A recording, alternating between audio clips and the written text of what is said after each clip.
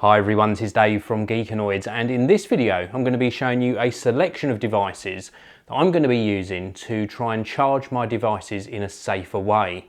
Now if you watch my videos regularly, you'll have seen that just recently I suffered from a melted Apple USB to Lightning cable. I actually woke up to this actually melting right next to where I sleep. And that set the alarm bells ringing and made me really look at alternatives for charging my device. Okay, so the first thing I want to show you is the Apple products, and I want to start by just showing you the damaged Apple cable. Now this is an original cable, USB on this end and the Lightning connector on this end, and here you can actually see the damage to the cable, very bad. Some of the outer plastic actually peeled off and stuck to my thumb. Later I removed that from my thumb, but it's left the cable in a very sorry state. Now this was charged at night time next to where I sleep, and this was the condition the cable ended up in. Now some people have suggested maybe it was continual bending. I have seen that happen to some cables where they continually get bent on this little joint here.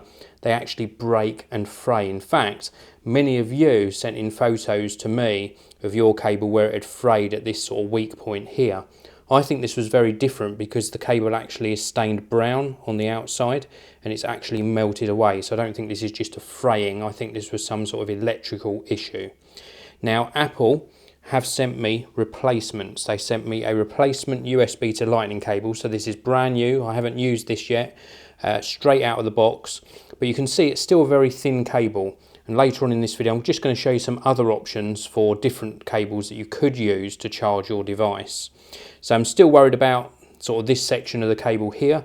I still do think over time that this area will become weakened, which isn't great. And I do still think that Apple should revise their cables and make them with a thicker gauge of wire. Now Apple also sent me a USB power adapter. Here's the box.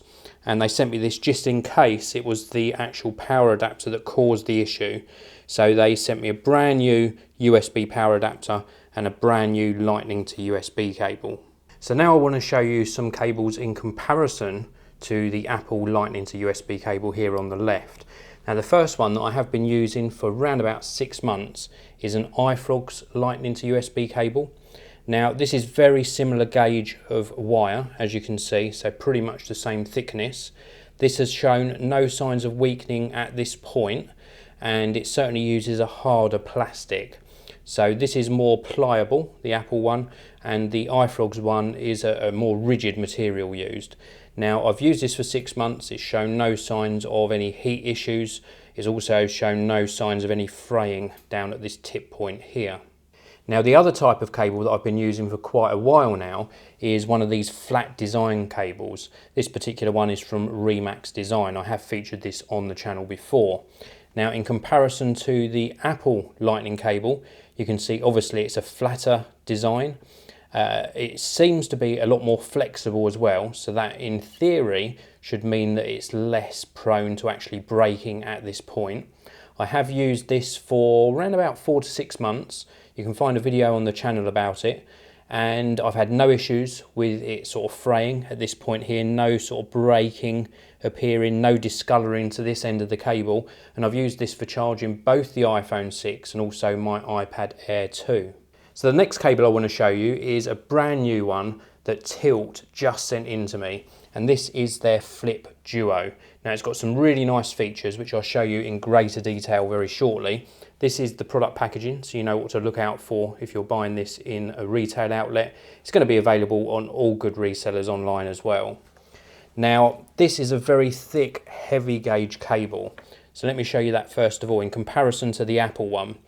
You've got a flat design, a lot thicker than the Remax cable I just showed you, and it just uses very strong material. This is very pliable, so it's not going to go brittle at all, and it's just a thick gauge cable. I would have no worries about this lasting for a long time. Now obviously I've only just received it. I will try and give you an update in probably about 6 to 12 months time, just to let you know how this has been holding up. If we look at the other end, you'll see it's quite different. We've obviously got 2 connectors here instead of 1. Again, the same thick gauge cable used all the way throughout, but we've also got this extra collar which slides up and down, and I think that this is going to help protect this area here. Where people say that cables can fray from bending, I think this is going to help with the protection of this area.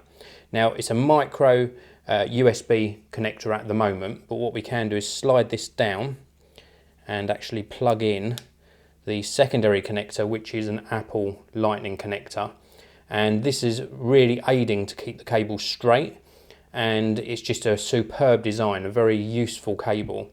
Now it's called a flip duo because the duo refers to having two different charging options on this end, and the flip refers to the actual full-size USB connector. So no longer do you have to try and get this in the right orientation. It goes in either this way, or indeed we can flip it and plug it in this way. So no more fiddling around trying to get that cable plugged in the right way. So that's the Tylt Flip Duo. So I'm going to be using this to charge my iPhone 6 from this day forwards instead of the official Apple Lightning to USB cable. So the next product I want to show you is this. This is the WeMo Insight Switch from Belkin. Now I'm going to be using this to give me that extra peace of mind at night time whilst I'm charging my iPhone 6. Basically, it is a sort of programmable switch that you control via an app. I'll show you it in action in a short while, and you can set various timers for the socket to be active or turned off. You can set it to turn off after a predetermined amount of time, which is really cool. You can also control it from a remote site. So if you're away on holiday and you want to turn your lights on and off, for example, you can do that from a remote location.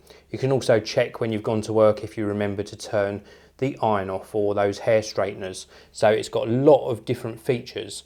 The Insight Switch is new. It also gives you details of how much electricity and an approximate cost of the device that you've got plugged into here, how much it's actually costing to run.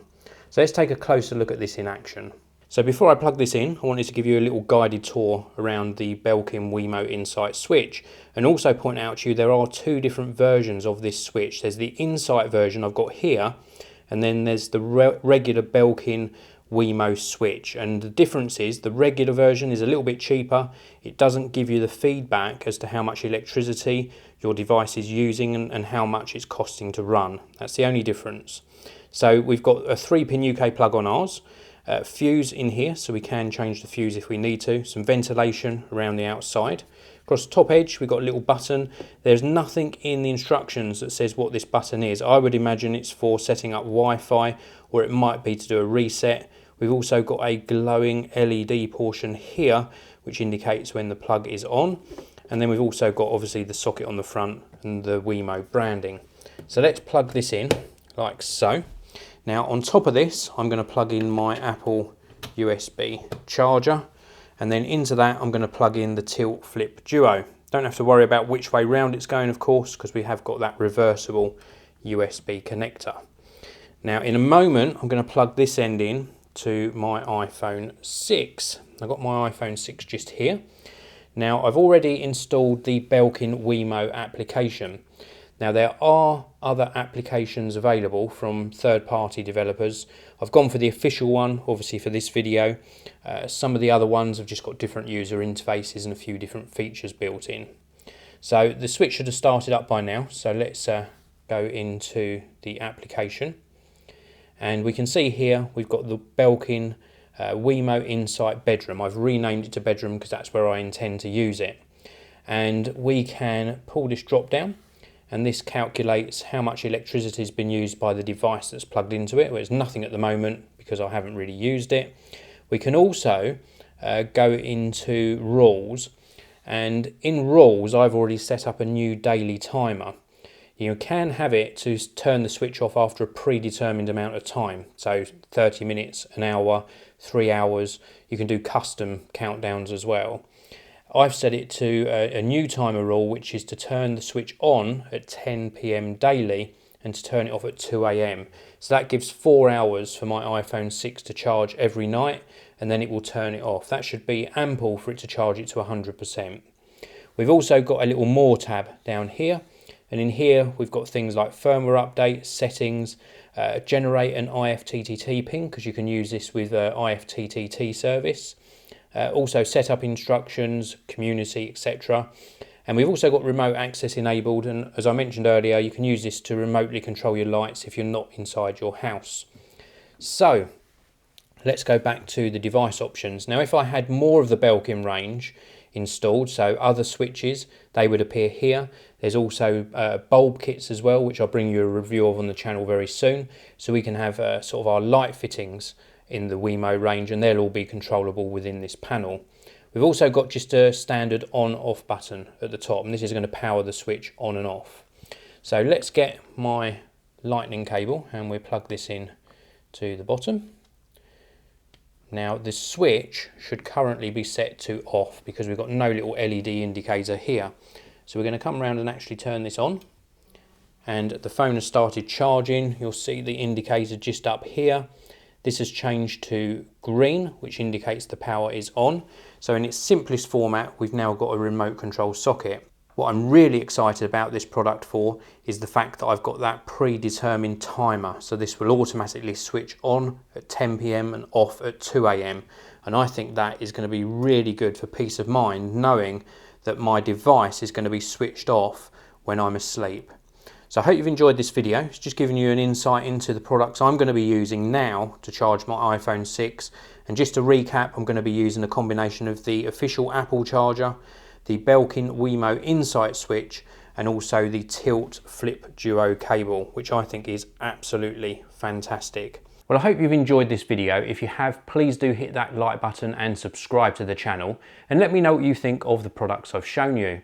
Also, let me know in the comment section below how you charge your smart devices, and if you've ever suffered a melting cable or anything sort of worse than that. So let's get the discussion going in the comments. Thank you very much for watching. I'll see you all in the next one.